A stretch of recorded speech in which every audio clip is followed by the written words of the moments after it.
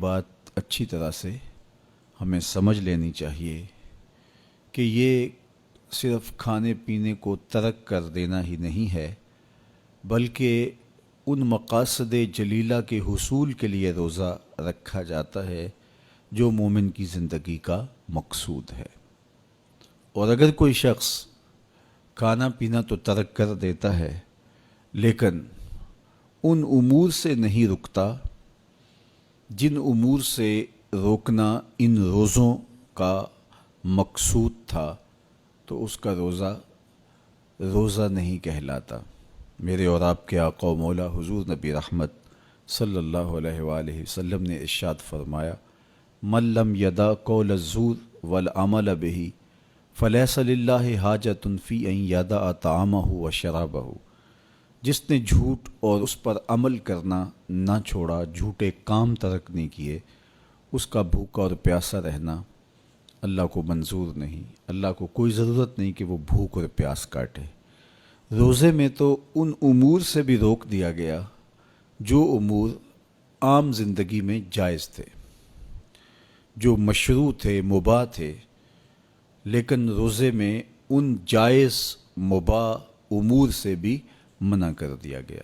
طیب اور طاہر کھانے، خوبصورت مشروب، ان سے روک دیا گیا۔ آپ آب زمزم بھی نہیں پی سکتے جبکہ وہ متبرک پانی ہے۔ شہر مدینہ میں بیٹھ کر شہر مدینہ کی پکی ہوئی کھجوریں بھی آپ نہیں لے سکتے، اس لیے کہ آپ روزے سے ہیں۔ تو روزے میں آپ کو متبرک چیزیں کھانے سے بھی روک دیا گیا، متبرک مشروب پینے سے بھی منع کر دیا گیا۔ تو مجھے بتائیے، جو رب آپ کو متبرک، مشروع اور پاکیزہ کھانوں سے بھی ایک مخصوص وقت کے لیے روک رہا ہے، تو جن امور سے عام زندگی میں شریعت اسلامیہ نے ہمیں منع کیا، ہمارے رب نے ہمیں منع کیا، تو اگر روزے کے دوران ہم وہ امور بجا لائیں تو پھر روزے کی مقصدیت حاصل نہیں ہوگی۔ تو اسی لیے فرمایا، جس نے جھوٹ اور جھوٹے کام نہیں چھوڑے، اس کے بھوکا اور پیاسا رہنے کی اللہ کو کوئی ضرورت نہیں ہے۔ تو وہ یہ چاہتا ہے کہ میرے بندے ان امور سے بھی جب رک جائیں گے جن امور سے عام زندگی میں نہیں روکا گیا، تو وہ لازمی طور پہ ان امور سے رکنے کی کوشش کریں گے جن امور سے اسے منع کیا گیا ہے۔ تو جب یہ چیز انسان کا فہم، انسان کی عقل اور انسان کی خرد طے کرتی ہے، تو پھر لا محالہ طور پہ رکنے کی عادت اس کے اندر تقوی کی نشأت کا ذریعہ بنتی ہے۔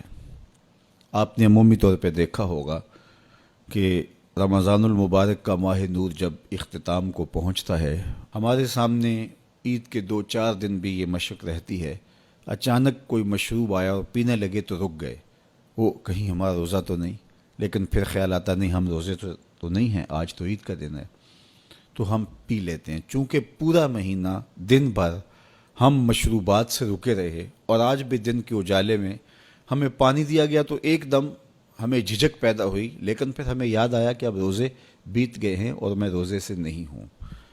تو جو چیز جائز اور مشروع تھی، ایک وقت کے لیے اس چیز سے بھی ہم رکے تو ہماری طبیعت کے اندر یہ ملکہ پیدا ہو گیا کہ ہم اس سے رکنے کا مزاج پیدا کر لیتے ہیں۔